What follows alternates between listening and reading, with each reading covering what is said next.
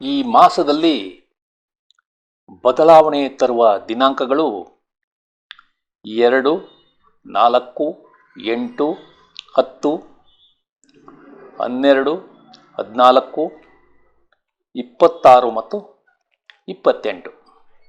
ಈ ದಿನಾಂಕಗಳನ್ನು ಒಂದೆಡೆ ಬರೆದುಕೊಂಡು ಆ ದಿನಾಂಕಗಳಲ್ಲಿ ಯಾವ ರೀತಿ ಬದಲಾವಣೆ ಆಗುತ್ತದೆ ಎಂಬುದನ್ನು ತಾವು ತಿಳಿದುಕೊಳ್ಳಬೇಕು.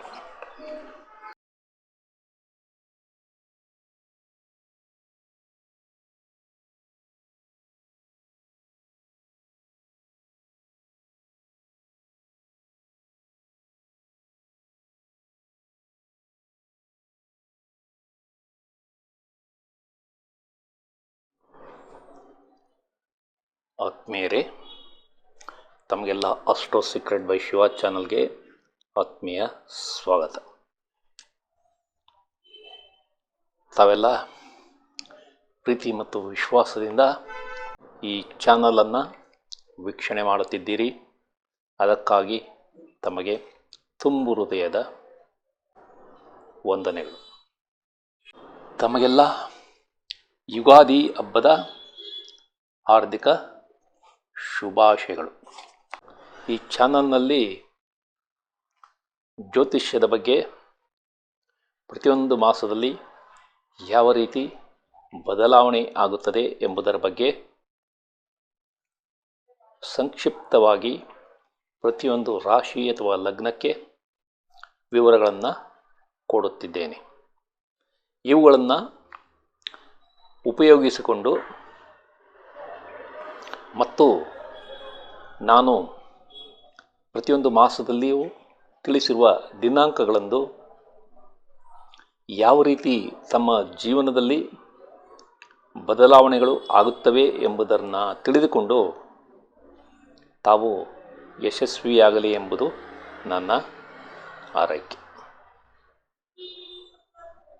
ಈ ವಿಡಿಯೋಗಳನ್ನು ತಾವು ಆದಷ್ಟು ಕೊನೆಯವರೆಗೂ ನೋಡಿ ಇದರಲ್ಲಿರುವ ವಿಷಯಗಳನ್ನು ಅರ್ಥ ಮಾಡಿಕೊಳ್ಳಿ. ಇದು ನನ್ನ ನಮ್ರ ವಿನಂತಿ. ಈಗ ಏಪ್ರಿಲ್ 2025 ಭವಿಷ್ಯವನ್ನು ತಿಳಿದುಕೊಳ್ಳೋಣ. ಈ ಮಾಸದಲ್ಲಿ ಬದಲಾವಣೆ ತರುವ ದಿನಾಂಕಗಳು 2, 4, 8, 10, 12, 14, 26 ಮತ್ತು 28. ಈ ದಿನಾಂಕಗಳನ್ನು ಒಂದೆಡೆ ಬರೆದುಕೊಂಡು ಆ ದಿನಾಂಕಗಳಲ್ಲಿ ಯಾವ ರೀತಿ ಬದಲಾವಣೆ ಆಗುತ್ತದೆ ಎಂಬುದನ್ನು ತಾವು ತಿಳಿದುಕೊಳ್ಳಬೇಕು. ಕಳೆದ ಮಾರ್ಚ್ ತಿಂಗಳ ಭವಿಷ್ಯವನ್ನು ತಿಳಿಸುವಾಗ ನಾನು 2, 4, 5, 15, 18, 19 ಮತ್ತು 29 ದಿನಾಂಕಗಳ ಬಗ್ಗೆ ಉಲ್ಲೇಖ ಮಾಡಿದ್ದೆ. ಆ ದಿನಾಂಕಗಳೆಂದೇ ಅಥವಾ ಆ ದಿನಾಂಕ ಕಳೆದ ನಂತರ ಯಾವ ರೀತಿ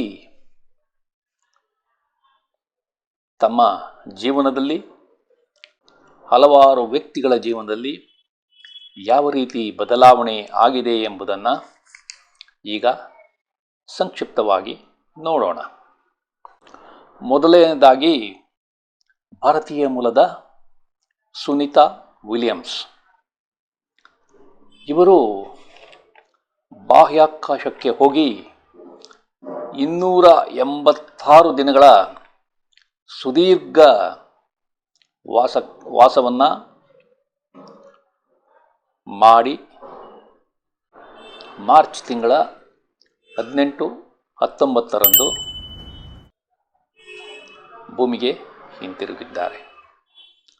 ಇದು ಒಂದು ರೀತಿ ಅಸಾಮಾನ್ಯ ಸಾಧನೆ ಮತ್ತು ಅವರ ಧೈರ್ಯಕ್ಕೆ ನಮ್ಮ ದೊಡ್ಡ ಸಲಾಂ. ಅದೇ ರೀತಿ ಕ್ರಿಕೆಟರ್ ಆದ KL ರಾಹುಲ್ ಇವರ ಬಗ್ಗೆ ಕಳೆದ ಹಲವಾರು ವಿಡಿಯೋಗಳಲ್ಲಿ ನಾನು ಉಲ್ಲೇಖ ಮಾಡಿದ್ದೇನೆ. ಕಳೆದ ವಿಶ್ವಕಪ್ ಕ್ರಿಕೆಟ್ನಲ್ಲಿ ಯಾವೊಬ್ಬ ಬ್ಯಾಟ್ಸ್ಮನ್ ಸಹ ಸರಿಯಾಗಿ ಆಡದೇ ಇದ್ದಾಗ ಇವರು ಏಕಾಂಗಿ ಹೋರಾಟವನ್ನು ಮಾಡಿದರು. ಆದರೂ ಅವರ ಬಗ್ಗೆ ಟೀಕೆಗಳು ಬಂದವು. ನಂತರ ಫಾರ್ಮ್ ಕಳೆದುಕೊಂಡ ಅವರನ್ನು ಟೀಮಿಂದ ತೆಗೆಯಬೇಕು ಎಂಬ ಕೂಗುಗಳು ಸಹ ಬಂದವು. ಆದರೆ ಅವೆಲ್ಲವನ್ನು ಮೆಟ್ಟಿ ನಿಂತು ಭಾರತಕ್ಕೆ ಚಾಂಪಿಯನ್ಸ್ ಟ್ರೋಫಿಯನ್ನು ಗೆಲ್ಲಿಸಿಕೊಡುವಲ್ಲಿ ಅವರು ಅದ್ಭುತವಾದ ಆಟವನ್ನು ಆಡಿದ್ದಾರೆ. ಅದೇ ರೀತಿ ಭಾರತೀಯ ಇಸ್ರೋ ಸಂಸ್ಥೆ, ಇದರ ಬಗ್ಗೆಯೂ ನಾನು ಕಳೆದ ವಿಡಿಯೋಗಳಲ್ಲಿ ಉಲ್ಲೇಖ ಮಾಡಿದ್ದೇನೆ. ಅಂದರೆ ಭೂಮಿಯಿಂದ ಕಳಿಸಿದ ಸ್ಯಾಟಲೈಟ್ಗಳನ್ನು ಅಂತರಿಕ್ಷದಲ್ಲಿ ಕೂಡಿಸುವುದು ಮತ್ತು ಬಿಡಿಸುವುದು, ಅಂದರೆ ಡಾಕಿಂಗ್ ಮತ್ತು ಅನ್ಡಾಕಿಂಗ್ ಟೆಕ್ನಾಲಜಿಯಲ್ಲಿ ಪ್ರಯೋಗವನ್ನು ಮಾಡುತ್ತಿದ್ದಾರೆ. ಮೊದಲು ಡಾಕಿಂಗ್ ಪ್ರಯತ್ನವನ್ನು ಯಶಸ್ವಿಯಾಗಿ ಮಾಡಿದ್ದರು. ಮಾರ್ಚ್ ತಿಂಗಳ 13ನೇ ತಾರೀಕು ಅನ್ಡಾಕಿಂಗ್ ಕೂಡ ಯಶಸ್ವಿಯಾಗಿ ಮುಗಿಸಿದ್ದಾರೆ. ಇದು ಭಾರತದ ವಿಜ್ಞಾನಿಗಳ ಯಶಸ್ಸು ಎಂದು ಕರೆದರೆ ತಪ್ಪಿಲ್ಲ. ಅದೇ ರೀತಿ PS ಕಾಲೇಜಿನ ಸಂಸ್ಥಾಪಕರಾದ ದೊರೆಸ್ವಾಮಿ ನಾಯ್ಡುರವರು ದಿನಾಂಕ 6 ಮಾರ್ಚ್ 2025 ನಿಧನ ಹೊಂದಿದ್ದಾರೆ. ಕೊನೆಯದಾಗಿ ಬದ್ರಿನಾಥ್ನಲ್ಲಿ ಸಂಭವಿಸಿದ ಪರ್ವತಗಳ ಕುಸಿತ, ರಸ್ತೆಗಾಗಿ ಟನಲ್ ಕೊರೆಯುವಾಗ ಸುಮಾರು 55 ಜನ ಕಾರ್ಮಿಕರು ಸಿಲುಕಿಕೊಂಡರು. ಅದರಲ್ಲಿ ಹಲವರನ್ನು ಬದುಕಿಸಲಾಯಿತು. ಇನ್ನೂ ಹಲವಾರು ಜನರು ತಮ್ಮ ಪ್ರಾಣತ್ಯಾಗ ಮಾಡಿದ್ದಾರೆ. ಇದು ಬಹಳ ದುರಂತದ ವಿಷಯ. ಈ ಮಾಸದಲ್ಲಿ ಬುಧ 8/4/2025 ತನ್ನ ವಕ್ರ ಸಂಚಾರವನ್ನು ನಿಲ್ಲಿಸಿ ಸರಿಯಾದ ಸಂಚಾರ ಪ್ರಾರಂಭ ಮಾಡುತ್ತದೆ. ಅದೇ ರೀತಿ ಶುಕ್ರ ಗ್ರಹ ಸಹ ವಕ್ರ ಸಂಚಾರದಲ್ಲಿದ್ದು ಅದು ದಿನಾಂಕ 14/4/2025 ತನ್ನ ವಕ್ರ ಸಂಚಾರವನ್ನು ನಿಲ್ಲಿಸಿ ಸರಿಯಾದ ದಿಕ್ಕಿನಲ್ಲಿ ಸಂಚಾರವನ್ನು ಪ್ರಾರಂಭ ಮಾಡುತ್ತದೆ.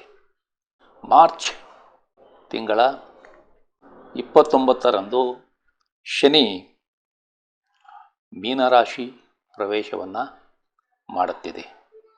ವೈಯಕ್ತಿಕವಾಗಿ ತಮ್ಮ ಜಾತಕಗಳ ಪರಿಶೀಲನೆ ಮಾಡಿದರೆ ಕರಾರುವಾಕ್ಕಾಗಿ ಇದೇ ರೀತಿ ಆಗುತ್ತದೆ ಮತ್ತು ತಮ್ಮ ದಶಾಭುಕ್ತಿಗಳಿಂದ ಸಹ ಈ ವಿವರಗಳನ್ನು ನಾವು ಪಡೆಯಬಹುದು.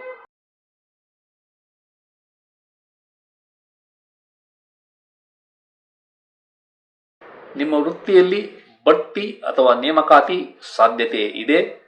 ನೀವು ಈ ಅವಧಿಯಲ್ಲಿ ವರ್ಗಾವಣೆಗಾಗಿ ಯತ್ನಿಸಿದರೆ ಅದರಲ್ಲಿ ಯಶಸ್ಸನ್ನು ಕಾಣುತ್ತೀರಿ.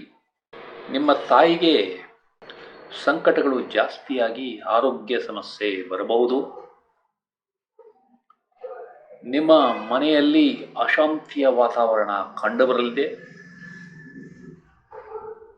ನೀವು ವಾಹನ, ಜಮೀನು ಅಥವಾ ತೋಟ ಖರೀದಿಗಾಗಿ ಯತ್ನಿಸಿದರೆ ಈ ಅವಧಿಯಲ್ಲಿ ಯಶಸ್ಸು ಸಿಗುವುದಿಲ್ಲ. ನಿಮ್ಮ ದೇವತಾರಾಧನೆ ಮತ್ತು ತೀರ್ಥಯಾತ್ರೆಗಳು ಕಿರಿಕಿರಿಯಿಂದ ಕೂಡಿರುತ್ತವೆ. ನೀವು ರಿಯಲ್ ಎಸ್ಟೇಟ್ ವ್ಯವಹಾರ ಮಾಡುತ್ತಿದ್ದರೆ ಈ ಅವಧಿಯಲ್ಲಿ ಯಶಸ್ಸು ಕಡಿಮೆ ಇರಲಿದೆ. ನೀವು ಕೃಷಿಕರಾಗಿದ್ದರೆ ನಿಮಗೆ ಲಾಭ ಕಡಿಮೆ ಸಿಗಲಿದೆ. ನಿಮ್ಮ ಸಂಗಾತಿಯ ಜೊತೆ ಕಿರಿಕಿರಿ ಜಾಸ್ತಿಯಾಗಿ ಅದು ವಿಚ್ಛೇದನ ಹಂತಕ್ಕೆ ಹೋಗುವ ಸಂಭವ ಇರುವುದರಿಂದ ಹುಷಾರಾಗಿರಿ. ನಿಮ್ಮ ಮಕ್ಕಳಿಗೆ ಅನಾರೋಗ್ಯ ಸಮಸ್ಯೆ ಕಂಡುಬರಬಹುದು, ಜಾಗ್ರತೆ ಇರಲಿ. ನೀವು ಸಿನಿಮಾ ಅಥವಾ ಧಾರಾವಾಹಿಗಳಲ್ಲಿ ಕೆಲಸ ಮಾಡುತ್ತಿದ್ದರೆ ಮತ್ತು ಕ್ರೀಡಾಪಟುವಾಗಿದ್ದರೆ ಈ ಅವಧಿಯಲ್ಲಿ ಯಶಸ್ಸು ಕಡಿಮೆ ಇರಲಿದೆ. ನೀವು ಕೆಲಸದಲ್ಲಿ ಬದಲಾವಣೆಗಾಗಿ ಯತ್ನಿಸಿದರೆ ಅದು ಈ ಅವಧಿಯಲ್ಲಿ ಸಾಧ್ಯವಿಲ್ಲ. ನಿಮ್ಮ ಸಂಶೋಧನೆ ಮತ್ತು ಆವಿಷ್ಕಾರಗಳು ನಿಧಾನವಾಗಿ ಯಶಸ್ಸು ಕಾಣುತ್ತವೆ. ನಿಮ್ಮ ಕುಟುಂಬದಲ್ಲಿ ಮಕ್ಕಳ ಜನನ ಅಥವಾ ಮದುವೆಯಿಂದ ಸದಸ್ಯರ ಸೇರ್ಪಡೆ ಆಗುವುದಿಲ್ಲ. ನಿಮ್ಮ ಕೆಲಸ ಮಾಡುವ ಹುಮ್ಮಸ್ಸು ಕಡಿಮೆ ಇರಲಿದೆ. ನಿಮಗೆ ಕೋರ್ಟ್ ಕೇಸ್ಗಳು ಮತ್ತು ಬೇಡದ ಸಾಲಗಳು ಅಂಟಿಕೊಳ್ಳುವ ಸಂಭವ ಇದೆ. ನೀವು ಬಂಗಾರದ ಒಡವೆಗಳನ್ನು ತೆಗೆದುಕೊಳ್ಳಬೇಕೆಂದರೂ ಈ ಅವಧಿಯಲ್ಲಿ ಅದು ಸಾಧ್ಯವಿಲ್ಲ. ನೀವು ಈ ಅವಧಿಯಲ್ಲಿ ಅಗ್ರಿಮೆಂಟ್ಗಳ ಸಹಿಯನ್ನು ಮಾಡಲು ಸಾಧ್ಯವಿಲ್ಲ. ನಿಮ್ಮ ಮನೆ ಬದಲಾವಣೆ ಪ್ರಯತ್ನ ಅಥವಾ ಮನೆ ಮಾರಾಟದ ಪ್ರಯತ್ನ ಈ ಅವಧಿಯಲ್ಲಿ ಸಾಧ್ಯವಿಲ್ಲ. ನಿಮ್ಮ ಹಣಕಾಸು ಮತ್ತು ಸಂಪತ್ತು ಈ ಅವಧಿಯಲ್ಲಿ ಹೆಚ್ಚಾಗುವುದಿಲ್ಲ. ನೀವು ಆಸ್ತಿ ವಿಭಜನೆ ಮಾಡಬೇಕೆಂದಿದ್ದರೆ ಈ ಅವಧಿಯಲ್ಲಿ ಅದು ಸಾಧ್ಯವಿಲ್ಲ. ನಿಮ್ಮ ಉನ್ನತ ವ್ಯಾಸಂಗದ ಯಶಸ್ಸು ನಿಧಾನವಾಗಲಿದೆ. ನಿಮಗೆ ಕೆಲಸದಲ್ಲಿ ಯಶಸ್ಸು ಕಷ್ಟವಾಗಲಿದೆ. ಈ ಅವಧಿಯಲ್ಲಿ ನಿಮಗೆ ಕಾರ್ಮಿಕರ ಸಹಕಾರ ಸರಿಯಾಗಿ ಸಿಗುವುದಿಲ್ಲ. ನೀವು ಈ ಅವಧಿಯಲ್ಲಿ ಸಾಲವನ್ನು ಕೊಡಬೇಡಿ, ಏಕೆಂದರೆ ಕೊಟ್ಟ ಸಾಲ ವಾಪಸ್ ಸಿಗುವುದು ನಿಧಾನವಾಗಲಿದೆ. ನಿಮ್ಮ ದ್ವೇಷ ಮತ್ತು ಅಸೂಯೆಗಳು ಈ ಅವಧಿಯಲ್ಲಿ ಜಾಸ್ತಿಯಾಗಲಿವೆ. ನಿಮ್ಮ ಪಾಲುದಾರರು ವ್ಯವಹಾರದಲ್ಲಿ ಹೂಡಿಕೆಯನ್ನು ನಿಧಾನ ಮಾಡುತ್ತಾರೆ. ನೀವು ಬಾಡಿಗೆಗಾಗಿ ಮನೆಯನ್ನು ಅಥವಾ ವಾಣಿಜ್ಯ ಮಳಿಗೆಯನ್ನು ಕೊಟ್ಟಿದ್ದರೆ ಆ ಬಾಡಿಗೆದಾರರಿಂದ ತಾವು ಕಿರಿಕಿರಿಯನ್ನು ಅನುಭವಿಸುತ್ತೀರಿ. ನೀವು ಈ ಅವಧಿಯಲ್ಲಿ ಪ್ರೀತಿಸಿ ಮದುವೆಗಾಗಿ ಯತ್ನಿಸಿದರೆ ಅದು ಸಾಧ್ಯವಿಲ್ಲ. ನಿಮ್ಮ ಸ್ಟಾಕ್ ಮತ್ತು ಶೇರ್ ವ್ಯವಹಾರಗಳಲ್ಲಿ ಯಶಸ್ಸು ನಿಧಾನವಾಗಲಿದೆ. ನೀವು ಕೆಲಸದಿಂದ ವಜಾ ಅಥವಾ ಕಡ್ಡಾಯ ನಿವೃತ್ತಿ ಆಗಬಹುದು, ಜಾಗ್ರತೆ. ನಿಮಗೆ ಪಿತ್ರಾರ್ಜಿತ ಆಸ್ತಿಗಳು ಸಿಗುವ ಸಂಭವ ಇಲ್ಲ. ನೀವು ಯಾವುದಾದರೊಂದು ಕಾಯಿಲೆಯಿಂದ ಬಳಲುತ್ತಿದ್ದರೆ ಅದರಿಂದ ಹೊರಬರುವುದು ನಿಧಾನವಾಗಲಿದೆ. ನಿಮಗೆ ಬರಬೇಕಾದ ಇನ್ಶೂರೆನ್ಸ್ ಹಣ ನಿಧಾನವಾಗಿ ಕೈ ಸೇರಲಿದೆ. ನಿಮಗೆ ಬಲಿಷ್ಠ ಶತ್ರುಗಳ ಕಾಟ ಹೆಚ್ಚಾಗಲಿದೆ. ನೀವು ಯಾವುದಾದರೊಂದು ಕಾರಣಕ್ಕೆ ಆಸ್ಪತ್ರೆ ಸೇರಿದ್ದರೆ ಅಲ್ಲಿಂದ ಬಿಡುಗಡೆ ನಿಧಾನವಾಗಲಿದೆ. ನಿಮ್ಮ ಸ್ನೇಹಿತರು, ಹಿಂಬಾಲಕರು ಮತ್ತು ಸಹೋದ್ಯೋಗಿಗಳಿಂದ ನಿರೀಕ್ಷಿತ ಮಟ್ಟದ ಸಹಾಯ ದೊರೆಯುವುದಿಲ್ಲ. ನಿಮ್ಮ ಕಾಯಿಲೆಗಳು ಕಡಿಮೆಯಾಗಲಿವೆ. ನೀವು ಸಾಲಕ್ಕಾಗಿ ಯತ್ನಿಸಿದರೆ ಈ ಅವಧಿಯಲ್ಲಿ ಅದು ಸಾಧ್ಯವಿಲ್ಲ. ನಿಮ್ಮ ತಂದೆಯ ಕೆಲಸ ಅಥವಾ ವ್ಯಾಪಾರದಲ್ಲಿ ಯಶಸ್ಸು ನಿಧಾನವಾಗಲಿದೆ. ನಿಮ್ಮ ವ್ಯಕ್ತಿತ್ವ ಮತ್ತು ಬುದ್ಧಿಶಕ್ತಿಗೆ ತೊಂದರೆ ಕಂಡುಬರಲಿದೆ. ನಿಮ್ಮ ಹಾಸ್ಟೆಲ್ನಲ್ಲಿರುವ ಮಕ್ಕಳು ಯಾವುದಾದರೊಂದು ಸಮಸ್ಯೆಗೆ ಸಿಲುಕುತ್ತಾರೆ.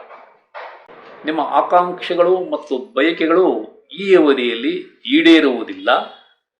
ಈ ವಿಡಿಯೋವನ್ನು ಕೊನೆಯವರೆಗೂ ನೋಡಿದ ತಮಗೆಲ್ಲ ವಂದನೆಗಳು.